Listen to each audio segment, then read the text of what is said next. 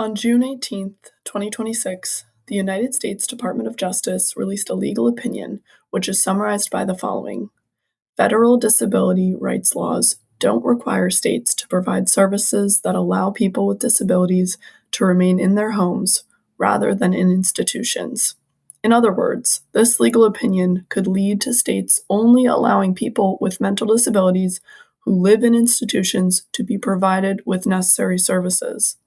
The worst case scenario is that individuals with mental disabilities who live in their home or community setting may no longer receive these services. This has the potential for individuals with disabilities who currently live at home to be placed in 24-hour residential facilities or in other institutional settings simply to access the services and support that they need. This would not be increasing most patients' quality of life or independence, which ironically is often the overarching goal of these services. For clarity's sake, a legal opinion is issued by the Office of Legal Counsel on behalf of the presidential administration and more specifically, the executive branch. A legal opinion is defined as, quote, a binding internal legal directive that defines the scope of presidential authority. It guides executive actions and can shape national policy before it reaches the public or courts, end quote.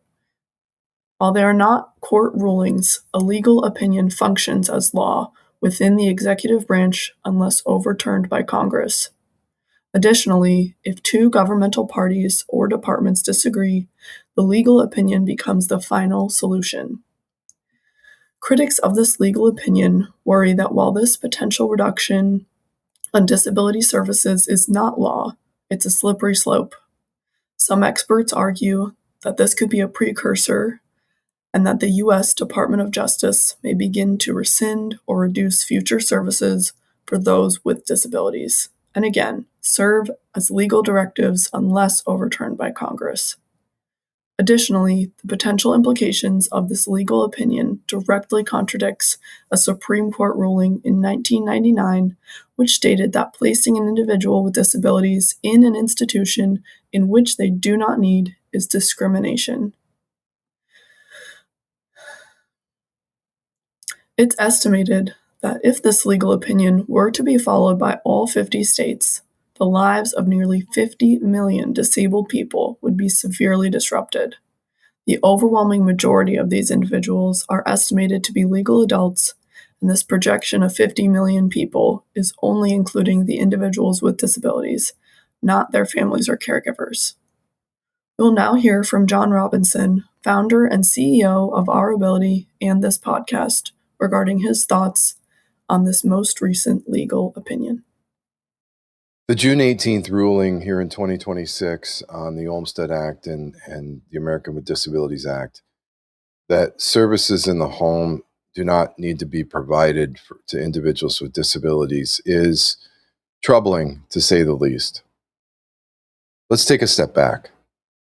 In the last 10 years of the Trump wave of United States politics, it has been very easy to get lost in the daily minutia of things that go up and down, of arguments that people have about Trump, about actions that his administrations, plural, have taken, his contrary comments against more democratic, liberal leadership. There are constant conversations, constant battles, constant fights about many things. It may be the war in Iraq. It may be grocery prices, fuel prices. It could be COVID. It could be the response to COVID. It could be Dr. Fauci. It could be transgender sports. There's so much that goes on a daily basis, it becomes extremely tiring. And if you're an individual with a disability, you woke up today already tired of the constant battle that we as individuals with disabilities have to fight for equality. This legal opinion is maybe more troubling than a lot of things that I've read or heard or seen in the past 10 years. Yes, I was troubled when candidate Trump mocked New York Times reporter with a disability. Yes, I've been troubled about some of the comments about people with mental health issues, other disabilities, certainly troubled by the Trump administration's lack of support, both in commentary and in finance, of veterans with disabilities that have been acquired in service. I have to say, I am pleasantly pleased that employment for individuals with disabilities in the Department of Labor, EEOC, has been left alone. That's a good thing. But this commentary, this legal opinion, is the beginning of a slippery slope, I believe. I spent most of the COVID years running my company, but also doing my disability studies work. And half of the disability studies work that I did was around eugenics. Did a lot of reading about the United States in the 2010s, the 2020s, Germany in the 2010s, 2030s, and 2020s, and how the eugenics movement in the United States, which was, can we genetically, in essence, or by mating ritual, purify our gene pool? It was funded by some of the largest names in the United States at the time. The Rockefellers, the Carnegies, the Roosevelts funded eugenics research.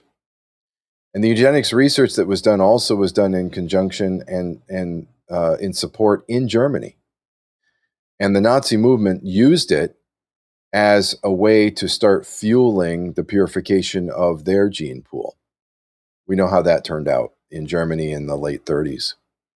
The beginning stages of that was a society where individuals with disabilities were welcome in the 20s, and very quickly in the early 30s into institutionalization, the mid 30s all into institutionalization, and then in 38 and 39, the euthanasia of individuals with disabilities so that hospital beds could be provided, because they knew they were going to invade Poland and they would have soldiers coming back that would need those hospital beds.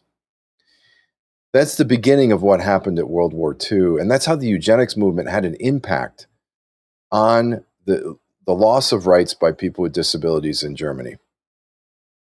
100 years later, here we are, a legal opinion that the ADA, in effect, is not the law, and that individuals with disabilities that need home services do not have to be financially provided for, which in turn can lead to institutionalization. If you're listening to the Trump administration, you're starting to hear whispers that we're going to build more homes, we're going to build more hospitals, we're going to build more institutions. There's already that underway with what's gone on with immigration. Or immigration detention centers have risen up, and so that's the beginning stage. The next step will be if there are more quote-unquote hospitals, institutions that are built to house the mentally ill, because that will then lead to individuals with disabilities that can't provide services. We are at the same inflection point as 1930 Germany right now, and this legal opinion is a direct representation of that.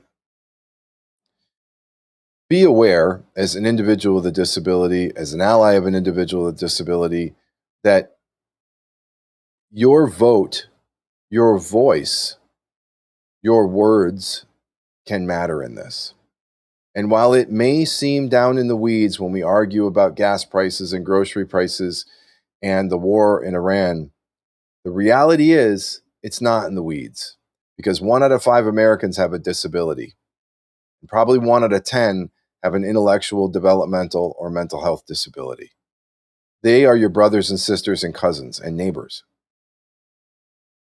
Sometimes I think of the people in my life that have supported individuals with disabilities in the work that we've done, and yet that are blindly following conservative politics, blindly following Fox News, blindly following the Trump administration. We are now seeing a very practical impact to the community of disabilities. In New York State, we've already had a fight about the expense of direct care support employees that support individuals with disabilities in the home.